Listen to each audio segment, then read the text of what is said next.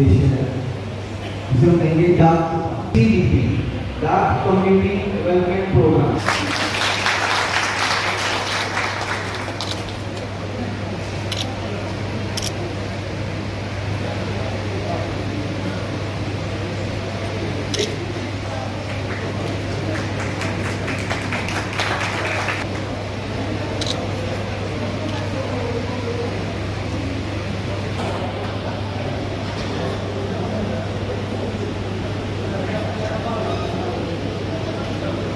जिस तरह से डाक विभाग ने अपने आप को चेंज किया है, अवेयरनेस प्रोग्राम के तहत डाक चौपाल का ये जो कार्यक्रम भारतीय सरकार ने लागू किया है, उसी के अंतर्गत आयोजित की जा रही है।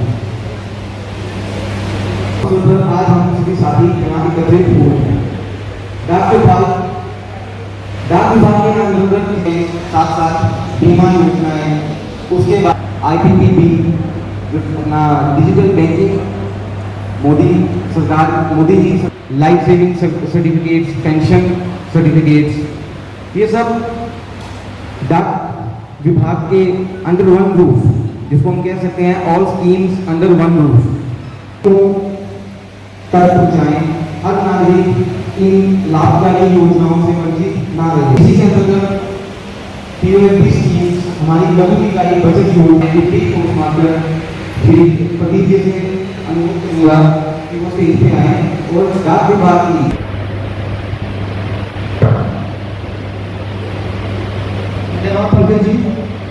डाकघर की विभिन्न लाभकारी योजनाओं के बारे में अवगत करवाना तथा उसका तत्काल लाभ पहुंचाना है।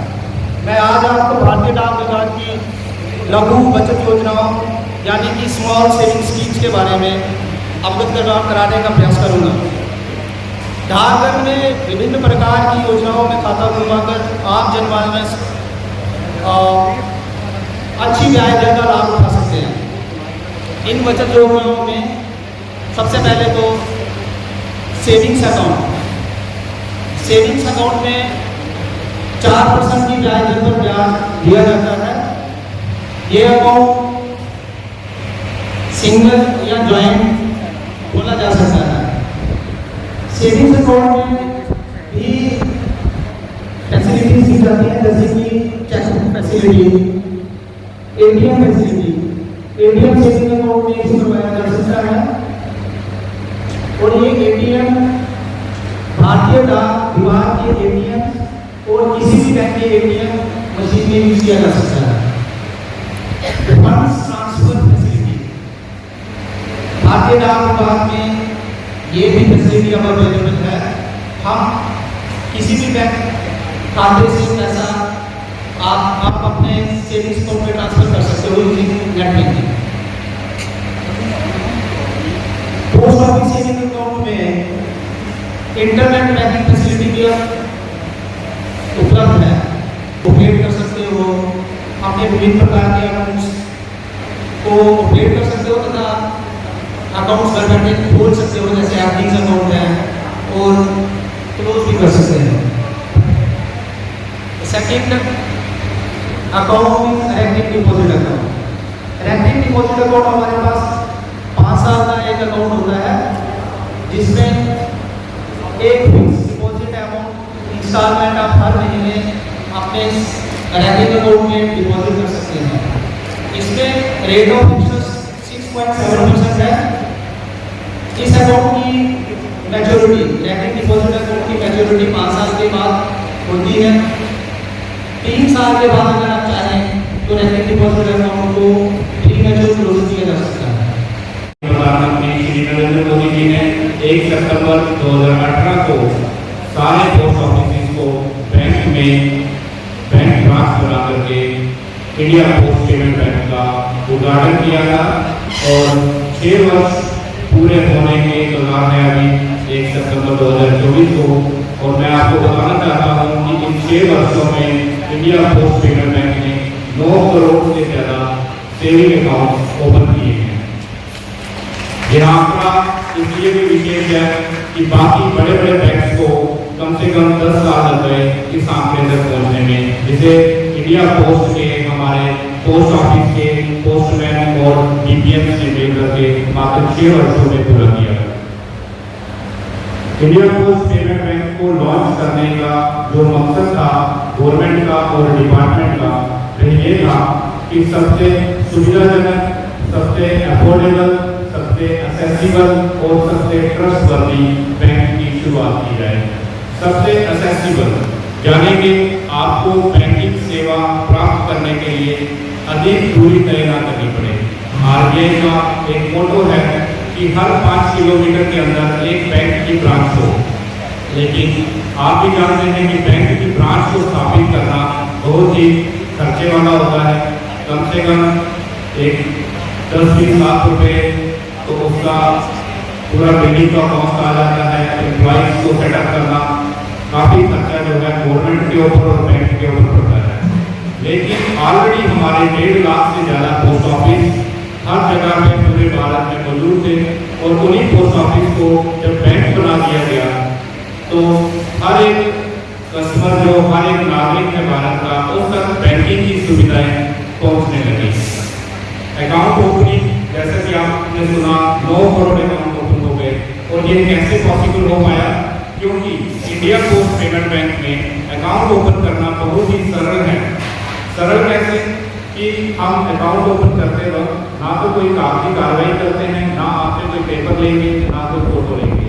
केवल आप आधार कार्ड और अपना मोबाइल लेकर के किसी भी पोस्ट ऑफिस में आ जाइए, अपना अंगूठा लगाइए और 2 से 3 मिनट में आपका सेविंग खाता खुल जाता है। एक जमाना होता था, आपको मालूम भी होगा कि सेविंग खाता खोलने के लिए एक विटनेस की जरूरत पड़ती थी। वो विटनेस उसी बैंक में अकाउंट होल्डर होना चाहिए। जब मैंने भी किसी एक बैंक में अपना अकाउंट खुलवाया, मैं उस बैंक का नाम नहीं लेना चाहूँगा, जब उस बैंक में अकाउंट खुलवाया तो उन्होंने भी मुझसे कहा कि कोई विटनेस लाइए, तो फिर मैंने अपने भाई को बुलाया क्योंकि उनका खाता वहाँ पे था, तो फिर मेरा खाता खुला। आप सोचिए कि उस समय से हम इस समय तक पहुँच गए हैं कि यहाँ पर 10 साल से ऊपर कोई भी भारतीय नागरिक जो आधार कार्ड होल्डर है पोस्ट ऑफिस में आकर के मात्र 2 से 3 मिनट में अपना सेविंग खाता खुलवा सकता है। केंद्र की अपॉइंटमेंट लेकर के कठुआ आते हैं, तो ये आपके ज़िले के लिए एक अच्छी बात है कि यहाँ पे डॉक्यूमेंट वेरिफिकेशन के लिए आपको रीजनल पासपोर्ट ऑफिस जम्मू या कहीं नहीं जाना पड़ता है। आप में से कोई भी कभी पासपोर्ट अप्लाई करना चाहे तो वो अपने डॉक्यूमेंट वेरिफिकेशन के लिए अपॉइंटमेंट पासपोर्ट सेवा केंद्र कठुआ मुख्य डाकघर में करवा सकता है। एग्रीकल्चर करने वाली भी बहुत पॉपुलेशन है जो खेती बाड़ी करके अपना व्यवसाय चलाती है। कठुआ में डिफेंस पर्सनल की एक बहुत बड़ी पॉपुलेशन है जो देश को अपनी सेवाएं दे रहे हैं। डिपार्टमेंट ऐसे नागरिकों की ज़रूरतों को ध्यान में रखते हुए बहुत सारी सेवाएं प्रोवाइड करता है। अभी राकेश जी ने बताया पेंशनर्स को लाइफ सर्टिफिकेट वो देना पड़ता है ताकि पेंशन सुचारू रूप से चलती रहे। डिपार्टमेंट ने डिजिटल लाइफ सर्टिफिकेट इसी दिशा में स्टार्ट किया। यहाँ पे छोटे व्यवसाय करने वाले कठुआ में छोटे बिजनेसमैन, बड़े बिजनेसमैन हैं और हर कोई व्यवसाय बिजनेसमैन ये चाहता है कि उसका व्यवसाय आने वाले समय में और बढ़े। उसके कस्टमर्स केवल लोकल एरिया के ही नहीं, आसपास के ज़िलों के और बाकी स्टेट्स में भी जो वो चीज़ बेच रहे हैं उसका रीच वहाँ तक भी बढ़े। डिपार्टमेंट ने इसी दिशा में पार्सल डिलीवरी और पार्सल बुकिंग की दिशा में बहुत सारे नए स्टेप्स लिए हैं। उदाहरण के तौर पे कठुआ एचओ में हमारे पास पार्सल पैकेजिंग यूनिट मौजूद है। हमारे छोटे व्यापारी जो अपना सामान या तो दूसरे ज़िलों में या दूसरे स्टेट्स में भेजना चाहें वो अपने पार्सल्स को पैक करवा के बुक करवा सकते हैं। यहाँ तक कि सर डिपार्टमेंट ने पिछले महीनों में एक नई सेवा शुरू की है, उसका नाम है डाकघर निर्यात केंद्र। हमारे छोटे बड़े बिजनेसमैन, हमारे कठुआ की ही सर फेमस पेंटिंग है भसोली पेंटिंग, जिसको अभी जीआई का टैग भी मिला। कठुआ में बहुत सारी ऐसे छोटे बड़े बिजनेसमैन हैं जो आने वाले समय में चाहेंगे कि उनका प्रोडक्ट केवल इंडिया में ही नहीं बाहर भी जा कर के बिक्री हो। डाक निर्यात केंद्र की सुविधा इसी दिशा में स्टार्ट की गई है और मुझे खुशी है कि डिस्ट्रिक्ट कठुआ में 2 जगहों पे हम लोगों ने डाक निर्यात केंद्र स्टार्ट करवाया है, बसोली में और कठुआ अंचल में। आने वाले समय में हमारी कोशिश रहेगी कि डिस्ट्रिक्ट कठुआ में बाकी मेजर स्टेशनों में भी हम लोग डाक निर्यात केंद्र की सुविधाएं और उपलब्ध करवा सकें। सम्मान लो तो मैं कहूँगा कि पूरी डिटेल में हमारे यहाँ के राकेश जी थे, में जो सेक्रेटरी का काम उन्होंने पूरे एक्सप्लेन किया, पूरी डिटेल में बताया है कि डाक विभाग की जो सेवा है वो आप कभी भी इनके ऑफिस में आ सकते हैं, ये सेवा के लिए खड़े हैं। चाहे वो बीमा की कोई बात हो, आधार कार्ड की बात हो, पासपोर्ट के लिए कोई बात हो, किसी भी किस्म की सुविधा के लिए आप इनके पास कभी भी जा सकते हैं। तो आपने देखा होगा कि सबसे पुराना विभाग आज तो बड़े बड़े बैंक बड़ा, लेकिन इनसे बड़ा मेरी नजर में कोई नहीं है, क्योंकि इन्होंने स्टार्ट में जो काम चलाया पूरे देश के लिए जो काम किया है वो सराहनीय है। तो हमारे प्राइम मिनिस्टर साहब मोदी साहब का भी यही कहना है कि गांव हो या शहर हो, आखिरी घर और आखिरी पंक्ति में खड़ा इंसान उसके पास पहुंचना है। तो मुझे लगता है कि ये विभाग आखिरी पंक्ति में पहुंचना है, ये बुरी बात है। तो हमारा सपना भारत सरकार तो पूरा कर रही है, हर फील्ड में वो काम कर रहे हैं और हमारे जो विभाग है ये भी उस दिशा में काम करके देश को और समाज को और आगे ले जाने का पूरा हम हमसे साथ दे रहे हैं। तो हम सब मिलके इस समाज के लिए, इस देश के लिए काम करें तो उससे बड़ा कोई काम नहीं होता, क्योंकि भगवान ने हमें भेजा है तो लिमिटेड लाइफ है, क्योंकि 500 700 1000 साल का भगवान है नहीं, लिमिटेड लाइफ है। हमारे बुजुर्ग 100 के पार भी गए हैं और 100 तक आहिस्ता आहिस्ता नीचे आ रहा है। तो हम बुजुर्गों का जो एक्सपीरियंस है, उसका मार्गदर्शन जो उन्होंने दिया है उसके ऊपर हम चलें, हम अच्छे अच्छे काम करें, समाज के प्रति काम करें, अपनी मातृशक्ति के लिए काम करें, अपने बुजुर्गों की इज्जत करें। और जो भारत सरकार ये चुपा लगाने का एक बड़ा मकसद ये जो महिलाओं के लिए, नौजवानों के लिए, बुजुर्गों के लिए नहीं, वो हम सबका काम है, कार्य होना कब फायदा है, क्योंकि अगर स्कीमें आती हैं हम लोगों तक पहुंचा नहीं पाते। तो मुझे नहीं लगता है वो बात भी क्या है, हमारा परमानेंट जो लोग होते हैं, फूल वाले लोग समाज को आगे जाते हैं, हम सबका यही काम है कि घर जाके हम उन स्कीमों का लाभ जन जन तक पहुंचाएं, तो वह देश ताकतवर बनेगा, वह देश तरक्की करेगा, धक्का बनता है। और बड़ी बड़ी मैगजीन रोज छापती है कि जो हमारे प्राइम मिनिस्टर हैं, हमारे देश के प्राइम मिनिस्टर नरेंद्र भाई मोदी वो दुनिया में सबसे पॉपुलर नंबर 1 लिख रहे हैं। ये हमारे लिए गर्व की बात है, हमारे देश के प्राइम मिनिस्टर दुनिया में नंबर 1 पॉपुलर है, ये बहुत बड़ी बात है।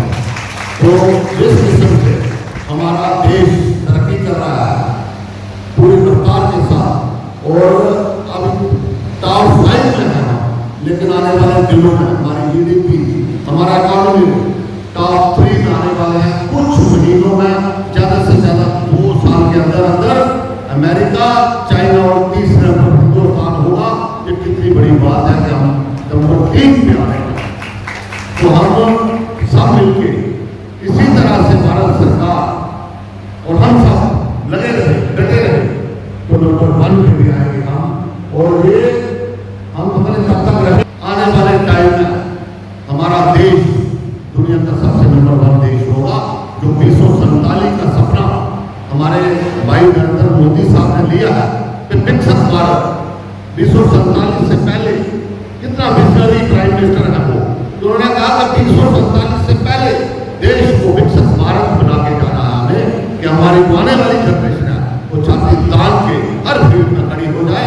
उसको किसी किस्म की कोई निराशा ना हो, उस किस्म का देश बना के जाना है।